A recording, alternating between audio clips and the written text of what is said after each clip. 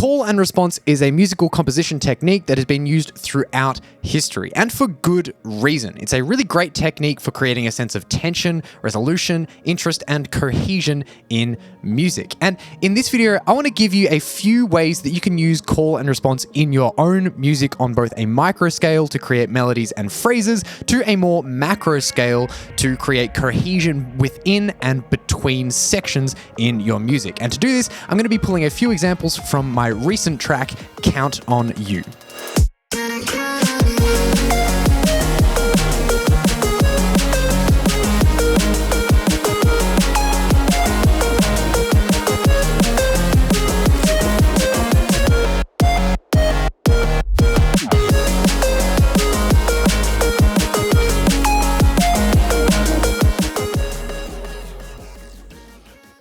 Okay, so first up, what is call and response? Well, it's essentially a compositional technique where you have some sort of musical sound or phrase, which is the call, and this acts to create a sense of tension, and then you have another sound or musical phrase which responds to this initial call, generally in a way that resolves that tension. Here's a quick example. So in the second drop section of my track, Count on You, there are these two bass sounds or phrases which kind of play off each other musically. This first one here is the call, and this second one here is the response to that call.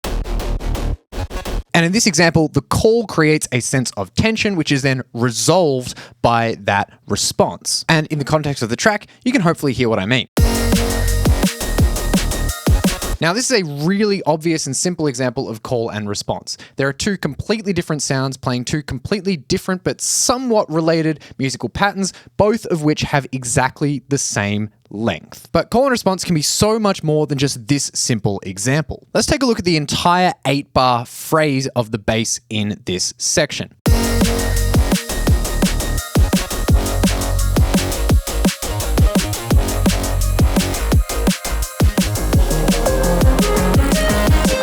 So we have the obvious call and response that we went through before between these first two bass sounds in these first two bars. And then we also have a call and response in the second two bars where the call is the same in this first bass sound, but the response is slightly different. It's a slight variation on that initial response in bar 2, but it still provides a similar sense of resolution. And in this sense, these second two bars here can also be thought of as a response to the first two bars as a call. If we look at the next set of two bars here, it's a variation on that second two bars where the call is again the same, but the response is a variation closer to the response provided in the second two bars here. And musically speaking, it's more similar to these two bars, except we can also think of it as the beginning of the phrase of a new call, which then is responded to by this last two bars here,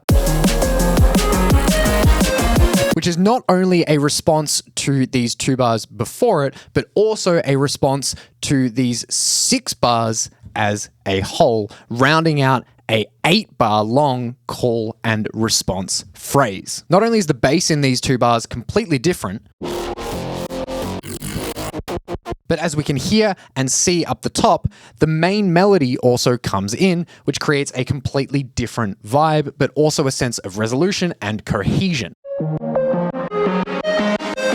So to recap on this concept, we have the first two bars with a call of 1 bar, a response of another bar long, and then we have another 2 bars with a call of 1 bar, a response of another bar long, and that whole 2-bar phrase acts as a response to the first 2 bars.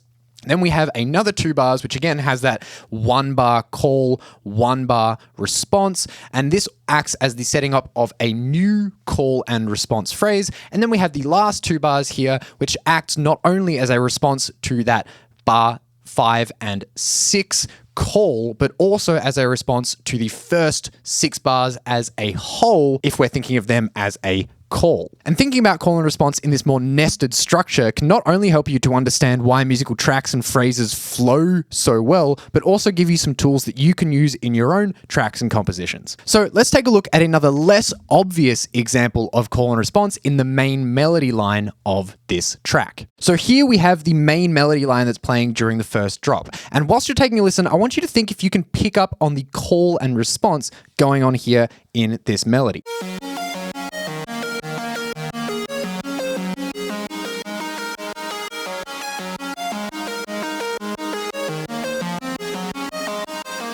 So in the melody here, these call and responses are in 2-bar lots, where the call is 2 bars and the response is 2 bars.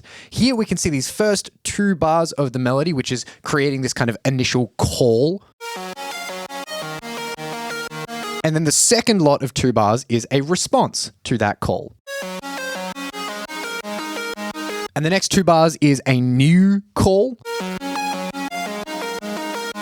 And then once again, these last 2 bars here is a response not only to the 2 bars of the call before it, but also a response to the entire 6 bars before it. So once again, we have this nested call and response structure. We have 2 bars worth of a call, another 2 bars responding to that initial 2-bar call. We have a new call set up here, which is basically a repeat of that first call initially, just with some slight variation. And then we have a final response here, which is again a response not only to the 2 bars before it, but the 6 bars entirely before it. Now, call and response doesn't actually have to happen though with sounds of equal or even musical length. For example, let's take a look at the bass during the first drop section of the track. Here we actually have the main call being 3 bars long and the response being 1 bar long. And then again, we have that same kind of nested call and response structure where we have this call, a response to that, a call, a response to that, a call, a response to that. And then this last 2 bars here is kind of like a response to the entirety of the 6 bars before it.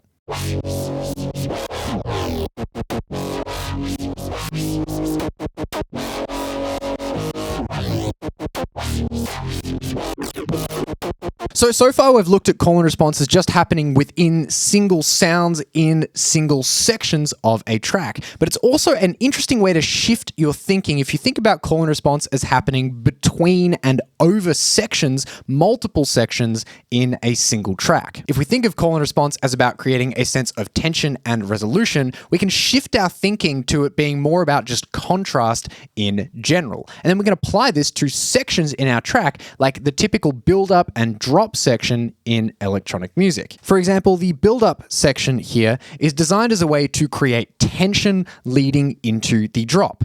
In this way, it can be thought of as a call leading into the drop, which is a response to that call, because the drop creates a sense of resolution where all that tension kind of gets released and resolved.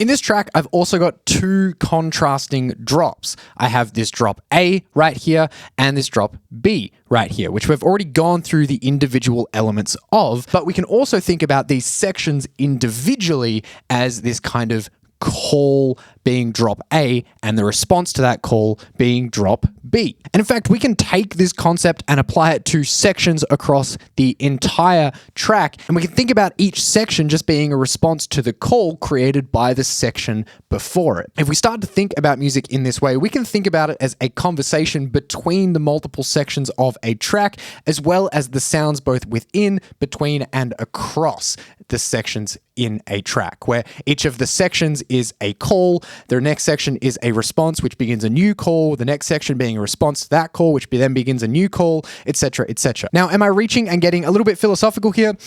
Probably, but it's an interesting way to expand your philosophical thinking and ideas about composition and call and response, and making call and response not just about thinking in between individual phrases and musical sounds in sections, but also across the entirety of a track as a whole. Anyway, I hope this was useful for you. If you like the track you heard in this video, you can go find it on your favorite streaming services or on my Bandcamp. Go like it, add it to your playlist, download it, etc. I really appreciate the support and I really hope you enjoy it.